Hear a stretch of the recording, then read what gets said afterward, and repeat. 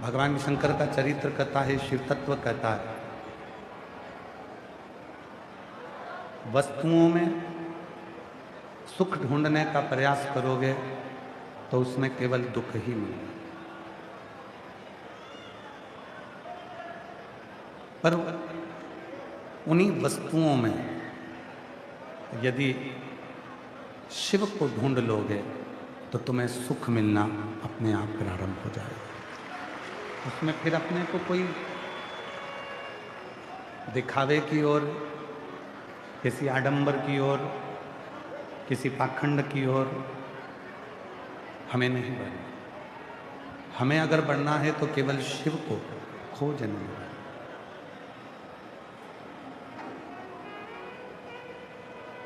एक बार भगवान शिव महाकाल वन में विराजमान थे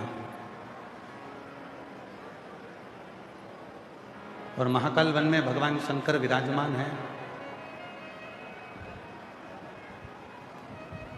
स्वयं माता पार्वती जी उनको ढूंढते ढूंढते ढूंढते ढूंढते महाकाल वन में पहुंच गए। शिव बैठे हुए थे। भगवान शंकर अपनी मस्ती में, शिव अपने मंत्र उच्चारण में, शिव अपने नाम उच्चारण में बैठे हुए थे। शिव महापुराण की कथा कहती है, आज के जमाने में जितने भी लोग शिव जी की साधना करते हैं, पूजन करते हैं, आराधना करते हैं, अर्चना करते हैं, वो शिव जैसा बनना चाहते हैं।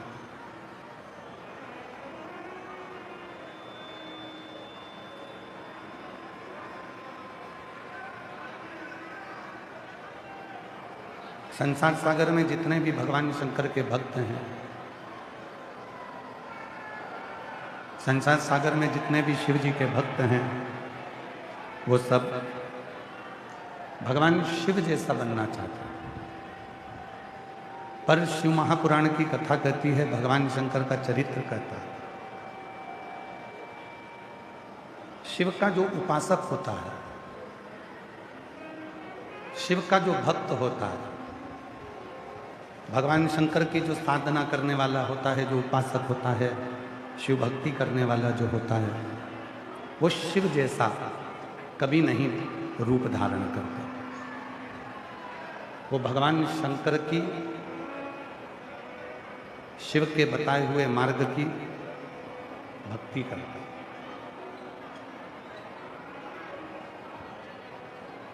बहुत सुंदर सा एक बात है, स्मरण करिएगा।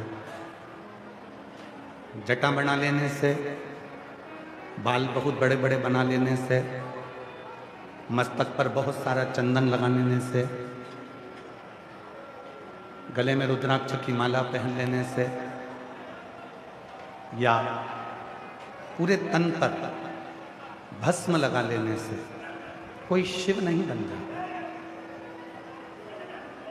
कोई भगवान शंकर का स्वरूप भले तुम धारण कर सकते हो, भगवान शंकर का स्वरूप भले तुम बना सकते हो, पर तुम शिव नहीं बन सकते। और शिव महापुराण ने बड़ी सुंदर बात कही कि यदि भले जटा मत बढ़ाओ, भले भस्म पूरे तन पर मत लगाओ,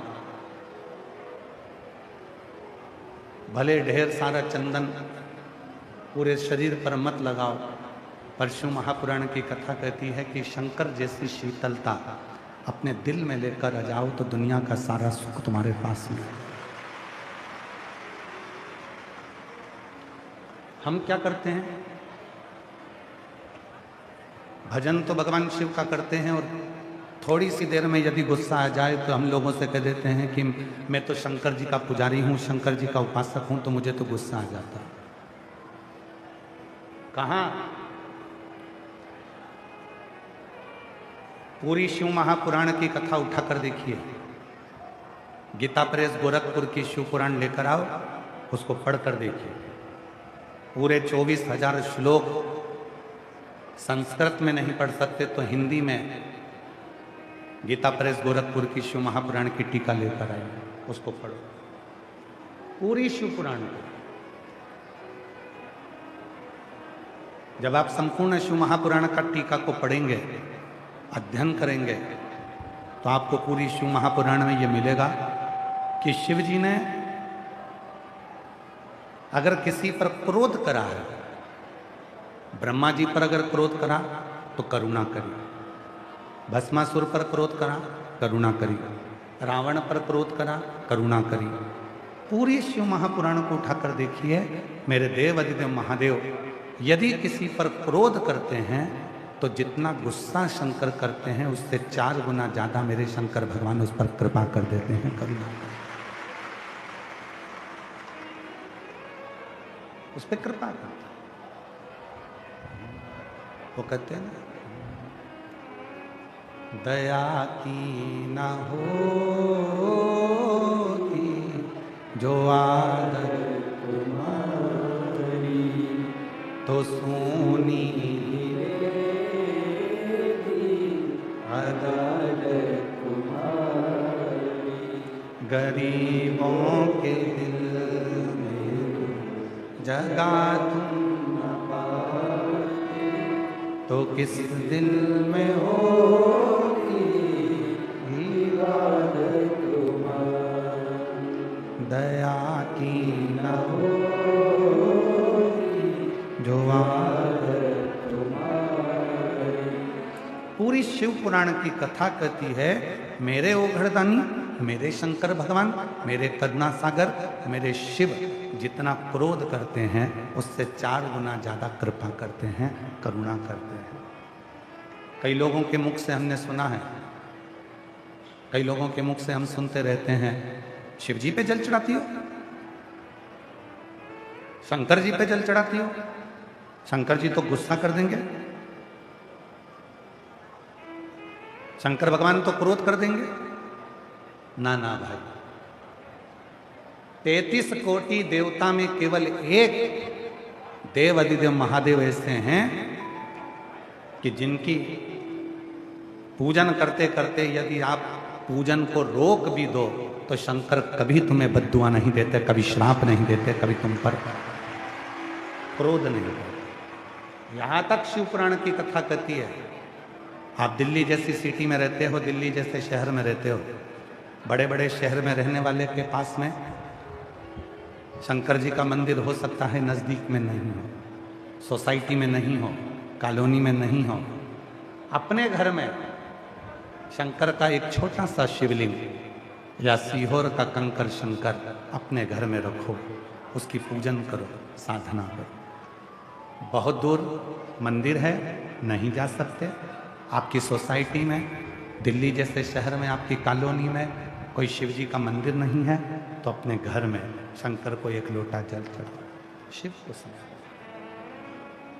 अब कई लोग कहते हैं, गुरु जी मान लो हमने शंकर जी रख लिए और हमको कहीं जाना पड़ गया, हम दोनों पति पत्नी हैं, बच्चे छोटे हैं, मान लो मेरा रजस्वला धर्म आ गया, मैं रजो धर्म में आ गई, मैं 5 दिन तक पूजा नहीं कर सकती, मैं 5 दिन तक भोजन नहीं बना सकती, मैं 5 दिन कोई पूजन पाठ नहीं कर सकती, तो फिर शिव जी को जल कौन चढ़ाएगा, शिव जी की पूजन कौन करेगा?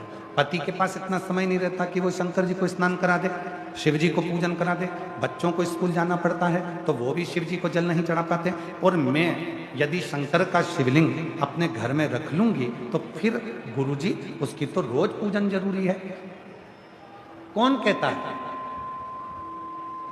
लिंग पुराण को पढ़िए, स्कंद पुराण को पढ़िए, शिव महापुराण का अध्ययन करिए। यदि तुम्हारे घर में शंकर का शिवलिंग है, आप 15 दिन कहीं चले गए, 10 दिन शादी में चले गए, 1 महीने के लिए तुम विदेश चले गए, 6 महीने के लिए भी तुम विदेश चले गए, और यदि घर में शंकर का शिवलिंग है, कोई पूजन करने वाला नहीं है, तो 1 बेलपत्री और 1 चावल का दाना शिवलिंग पर रखकर चले जाओ। भले 6 साल बाद भी आओगे, 8 साल भी बाद भी आओगे, 1 महीने बाद भी आओगे, तो भी शिव कृपा ही करेगा। शंकर कभी बद्दुआ नहीं देता, शिव हमेशा दुआ देता है। कोई बाप, दुनिया में कोई बाप अपनी बेटी को कभी बद्दुआ नहीं देता। जब बाप बेटी को बद्दुआ नहीं देता तो मेरा देवाधिदेव महादेव तुमको बद्दुआ क्यों देगा? तुम तो उसकी बेटी हो, तुम उसके दामाद हो, तुम उसके बेटा हो, तुम उसके नाती पंथी हो, कैसे बदलो? अरे कृपा ना हो जो आदत तुम्हारी, तो सुनी अदालत तुम्हारी, गरीबों के दिल में जगा तुम पाते, तो किस दिल में होती इबादत तुम्हारी। एक महीने भी तुम शिव जी के मंदिर में, अर्थात तुम्हारे घर के मंदिर में अगर एक महीने भी तुमने जल नहीं चढ़ाया है तो भी शिव बद्दुआ नहीं देंगे। शंकर कभी बद्दुआ नहीं देते, शिव जी कभी श्राप नहीं देते। और एक बात और अपने अंदर उतार कर रखना, आज आप लोग अपने भीतर एक बात उतार कर रखना, जो भगवान का सच्चा भक्त होता है, जिसके दिल में शिव बसा होता है, जिसके दिल में भगवान की अविरल भक्ति बसी होती है, अगर दुनिया के लोग उसको गाली भी दे दें, अपशब्द भी कह दें, बद्दुआ भी दे दें, ताने भी दे दें, तो भी वो पलट कर जवाब नहीं देता, क्योंकि उसके अंदर शिव बसा है। वो इंतजार करता, इंतजार। हमने पहले भी कथा में कहा, एक पति पत्नी, नवयुवान बेटा बेटी पति पत्नी जा रहे थे घूमते फिरते, दोनों बड़े खुश खुश जा रहे थे। वहीं से एक संत निकल कर जा रहे थे, भक्त थे शिव के, साधक थे। और शंकर का जो भक्त होता है ना, बड़ा अड़भंगा होता है, बड़ा अड़भंगा। शिव का जो भक्त होता है बड़ा अड़भंगा होता है। कल हमने देखा इसी रोहिणी में, इसी दिल्ली में, जब सारे दरवाजे बंद थे तो कई कुर्ता पजामा पहनी हुई मेरी जीजियां दीवार पे से फान फान के हमने कल देखा महाराज, और हमने कल इसका नजारा देखा। कल तो शिव का जो भक्त होता है, भगवान शंकर का जो उपासक होता है, शिव का जो उपासक होता है, शंकर भगवान का जो भक्त होता है, बड़ा अड़भंगा, उसको कोई मतलब नहीं। और मैं संपूर्ण रोहिणी में निवास करने वाले और दिल्ली में रहने वाले शिव भक्तों से कहूंगा, आप इन भक्तों का नजारा देखिएगा। ये कथा सुनेंगे, सुनकर अपना अपना छाता लगा कर बैठ जाएंगे, अपनी दरी बिछा के बैठ जाएंगे, पानी की बोतल साथ लेके बैठेंगे, बच्चों का खाने का सामान साथ लेकर बैठेंगे, कथा सुनेंगे, रास्ता न देखकर बाहर निकलकर अपने अपने गंतव्य की ओर चले जाएंगे। इन्हें कोई मतलब नहीं कि क्या हो रहा है क्या नहीं हो रहा है। इनको तो एक मतलब है कि हरिओम में ओम समाया है और मेरा बाबा दिल्ली में। बस इनके लिए तो एक है कि हमारे नगर में शिव की कथा आई है और हमको श्रवण कर, हमें कोई मतलब, हमें कोई मतलब। आग लगे बस्ती में अपन रहो मस्ती, क्या किसको रोइए चादर तान के सो, किसी को मतलब। आप अपनी अविरल भक्ति को धारण करिए, आप अपने स्मरण को धारण करिए।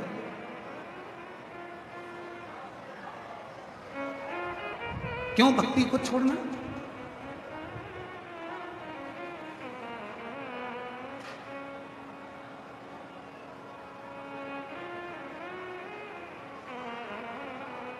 कल किसी ने एक वीडियो डाला होगा और वो वीडियो सीहोर गया होगा, सीहोर से फिर आशीष जी के पास आया होगा। आशीष जी ने हमको बताया कि कोई वीआईपी पास था, जाने को नहीं मिला, तो उसने वीडियो डाला। हम अपनी व्यासपीठ से आपको बार बार कहते हैं, मेरे शिव जी को वीआईपी कल्चर पसंद नहीं है। तो कौन कहता है कि तुम वीआईपी पास लो? पूरा पंडाल पड़ा हुआ है, जहां मर्जी पड़े वहां बैठकर कथा का रसतत्व ग्रहण करो, अपने जीवन को सार्थक करो। और यदि लिया है तो फिर थोड़ी शांति रखो, फिर थोड़ी धीरज रखो, शांति रखकर धीरज रखकर कथा को श्रवण करो।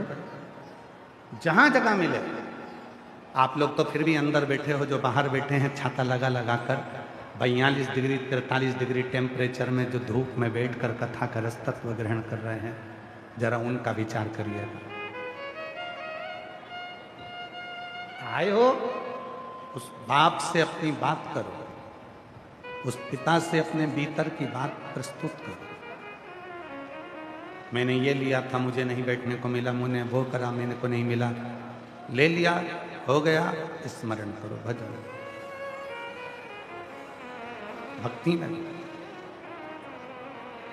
शिव किसी एक का नहीं है। मेरे ओघड़दानी की कथा की महत्वता ये है, जरूरी नहीं कि तुम अंदर बैठोगे तो ही शिव तुम पर कृपा करेगा, जरूरी नहीं। सूर्य की रोशनी और सूर्य की किरण, तुम कहीं पर भी चले जाओ, कहीं पर भी छुप जाओ, सूर्य का काम है प्रकाश करना और उस प्रकाश को तुमको देना। उसी तरह शिव का काम है, तुम पूरे पंडाल में, पंडाल के बाहर, कहीं पर भी तुम्हारी मर्जी पड़े, चाहे घर पर बैठकर सुनो, चाहे पंडाल में बैठकर सुनो, चाहे गाड़ी में बैठकर सुनो, मेरा शंकर शिव पुराण सुनने वाले पर करुणा करता ही है और कृपा करता है। उसका कार्य, वो कृपा करे बिना रहता नहीं।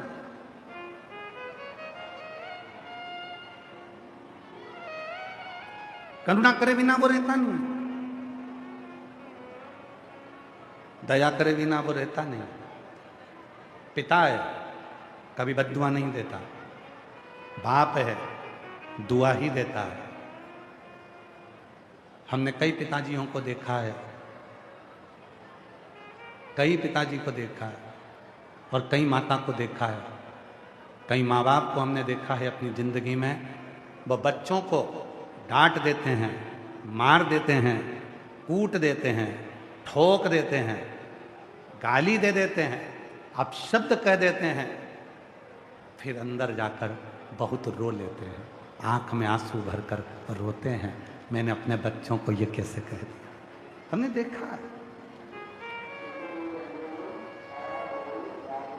हमने देखा ये कि उन बच्चों को वो डांटने के बाद, उन बच्चों को कूटने के बाद, उन बच्चों को अपशब्द कहने के बाद, उन बच्चों को अड़ा टेढ़ा कहने के बाद, उन बच्चों को मारने के बाद, वो माता पिता भी आंख में आंसू भरकर रोते हैं, वो नयन में जल भरकर रोते हैं कि हमने अपने बच्चों को डांट दिया, हमने अपने बच्चों को अपशब्द कह दिया।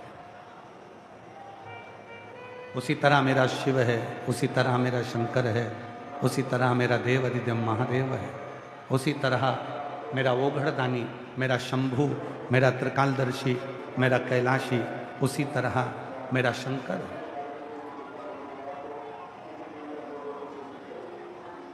उसी तरह मेरा शिव है, उसी तरह मेरा ओघड़दानी, उसी तरह मेरा शंकर है, मेरा शिव है। वो कभी बद्दुआ नहीं देता, अपशब्द नहीं कहता। उठाओ शिव महापुराण की कथा, दक्ष प्रजापति की सभा लगी है, सारे 33 कोटि देवता बैठे हुए हैं और भगवान शंकर भी उस सभा में बैठे हुए हैं,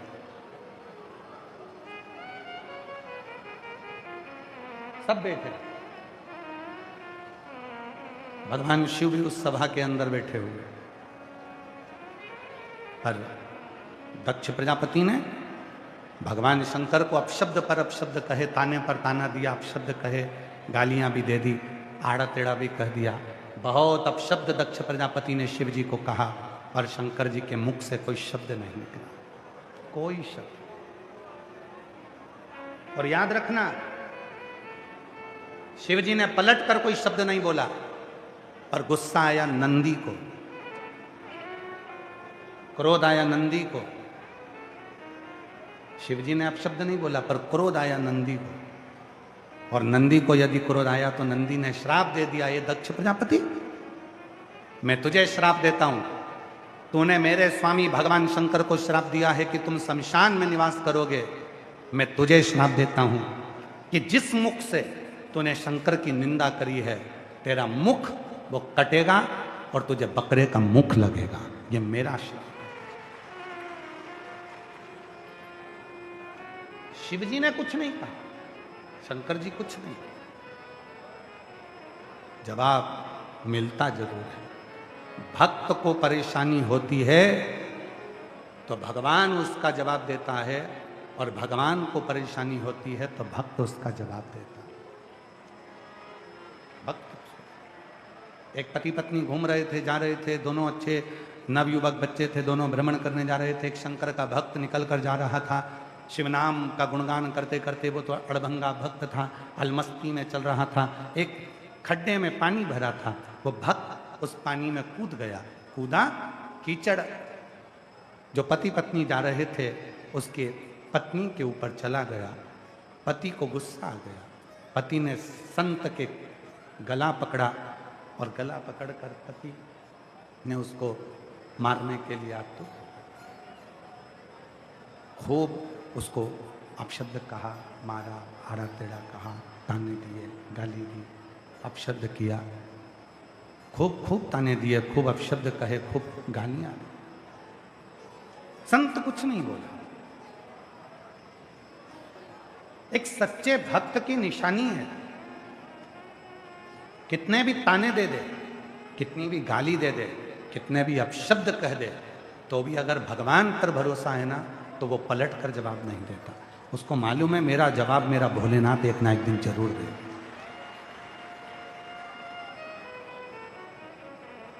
तुम किसी की बदनामी करोगे तो एक दिन तुम्हारी बदनामी भी जरूर होगी।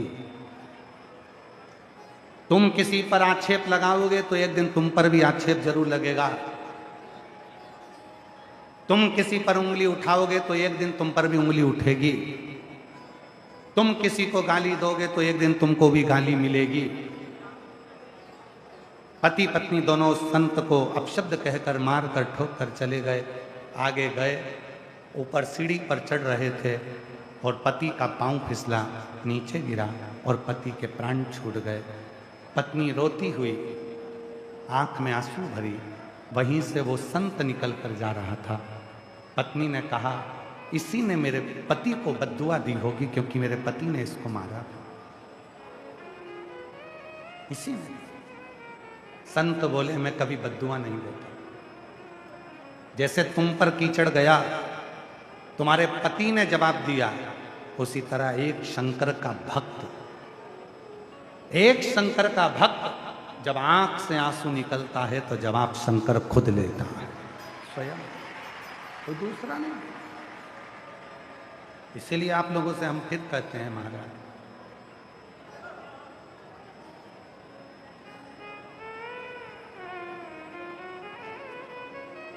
ऐसे दयालु नाथ से रिश्ता बनाइए, ऐसे दयालु नाथ से रिश्ता बनाइए, मिलता रहेगा आपको जो कुछ भी चाहिए, मिलता रहेगा आपको जो कुछ भी चाहिए। ऐसा करिश्मा होगा जो हुआ कभी नहीं, ऐसा करिश्मा होगा जो हुआ कभी नहीं। मांगा है भोलेनाथ से वरदान एक ही, मांगा है भोलेनाथ से वरदान एक ही। तेरी दया बनी रहे जब तक है जिंदगी, तेरी कृपा बनी रहे जब तक है जिंदगी। मांगा है भोले वरदान एक ही मांगा है भोलेनाथ से, वरदान शिव से एक संबंध जोड़ दो।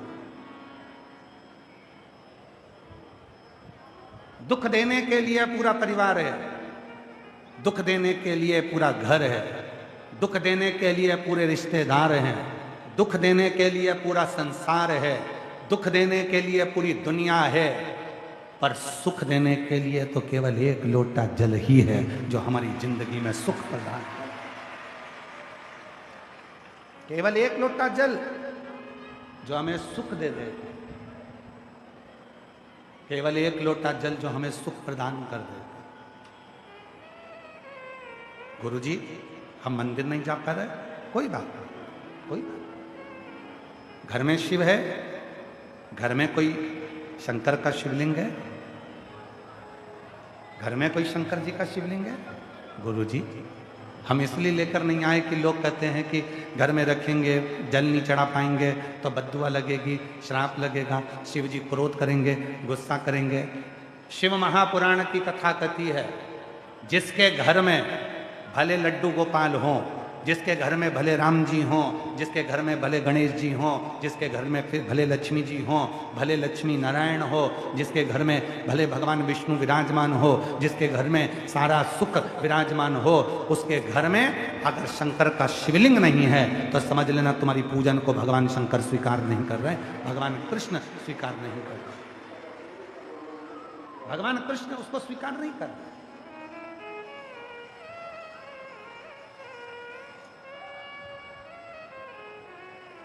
शिव का स्वरूप तुम्हारे घर में होना चाहिए, शिव एक शंकर का शिवलिंग तुम्हारे घर में होना चाहिए। क्यों होना चाहिए? एकदम कोई दुख आ गया, एकदम कोई कष्ट आ गया, एकदम कोई परेशानी आ गई, मंदिर का दरवाजा बंद है, द्वार बंद है, मंदिर बंद है, अगर कोई तकलीफ आई है तो तुरंत एक लोटा जल शिव जी को घर में चढ़ाओ, उस पानी को तुरंत आचमन कराओ, शरीर पर छींटना प्रारंभ। ये भी नहीं कर सकते तो एक काम जरूर करो, किसी शिव भक्त से 2 क्षण, जब बहुत दुख हो, बहुत तकलीफ हो, बहुत कष्ट हो, बहुत बीमारी हो, तो कोई शंकर का भक्त, शंकर का भक्त से मतलब ये नहीं है कि उसने शंकर जी जैसा रूप बना लिया हो तो तुम उसको शंकर जी का अच्छा भक्त समझो।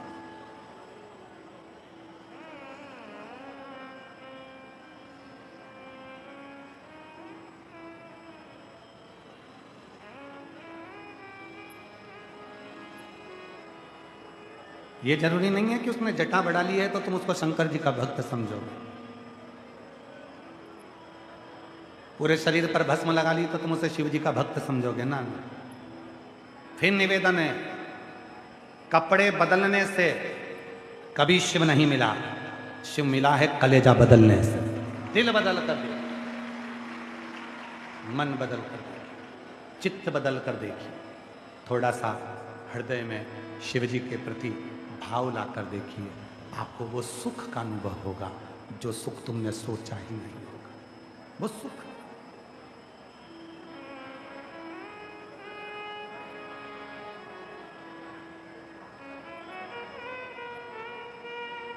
क्या मिल रहा होगा?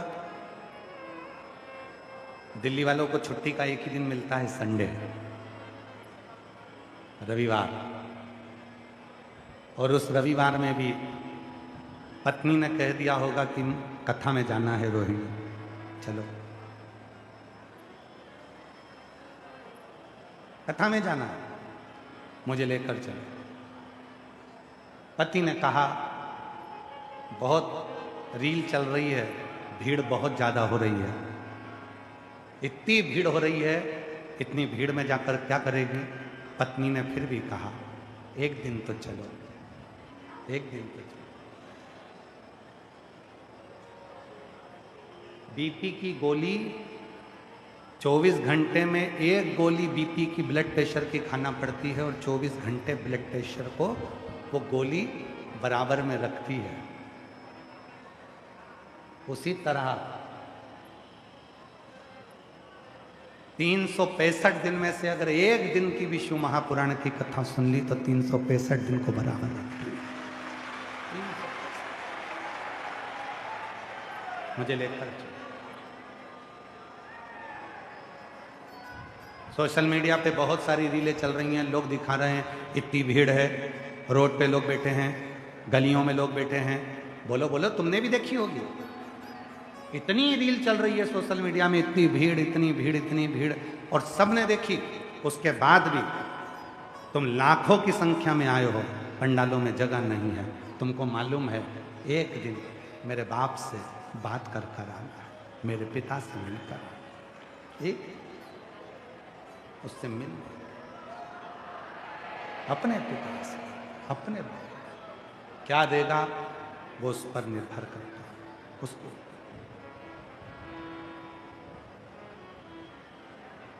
दो चीजें हैं, एक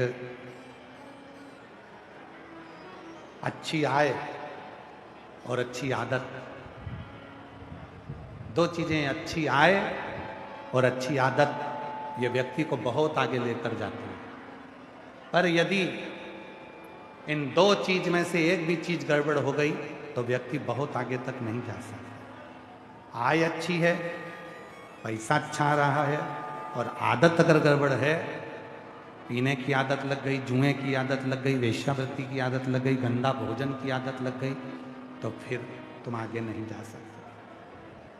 अच्छी आय और अच्छी आदत तुम्हारी जिंदगी में है तो तुम्हें कोई उन्नति की सीढ़ी पर चढ़ने से नहीं रोक सकता। यदि आय अच्छी है और आदत गड़बड़ हो गई तो फिर जिंदगी बर्बाद हो जिंदगी। इसलिए शिव महापुराण की कथा कहती है अपनी आय, घर में जब धन बढ़े तो थोड़ा संयम रखना जरूरी है, संयम रखना जरूरी है।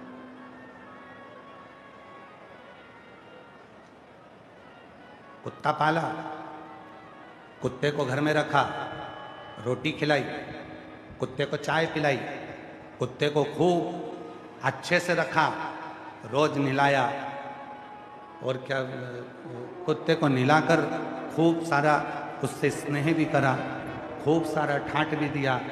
और महाराज, वो जिस कुत्ते को तुमने पाला है, जिस कुत्ते को तुमने संभाला है, जिस कुत्ते को तुमने पाल पोस कर रखा है, और वही कुत्ता तुमको काट खाए तो कैसा लगेगा? जम के बोलो, वही कुत्ता तुमको काट खाए। जिस कुत्ते को तुमने पाला, जिस कुत्ते को तुमने परवरिश करी, जिस कुत्ते को तुमने संभाला, जिस कुत्ते को तुमने रोटी दी, जिस कुत्ते को तुमने स्नान कराया, जिस कुत्ते को तुमने नहलाया, जिस कुत्ते को तुमने चाय दी, जिस कुत्ते को तुमने पाल पोस कर बड़ा करा, और वही कुत्ता तुम्हें काटे तो अच्छा नहीं होता। उसी तरह तुम जिस धन को कमा कर लेकर आए हो, जिस पैसे को तुम कमा कर लेकर आए हो, मेहनत कर कर कमा कर लेकर आए हो, रात दिन एक कर कर कमा कर लेकर आए हो, और वही पैसा तुमको बिगाड़ दे, मदिरा में लगा दे, मांसाहार में लगा दे, जुए में लगा दे, गलत दोस्तों में लगा दे, तो समझ लेना कि कुत्ते को पाल पोस कर बड़ा करा और कुत्ता ही तुम्हें काट गया। मतलब ये कुत्ता का काटा तू ठीक नहीं कर सकता। धन कमाओ, खूब कमाओ, तुम्हारी कैपेसिटी जितनी है उससे 4 गुना ज्यादा तुम पैसा कमाओ।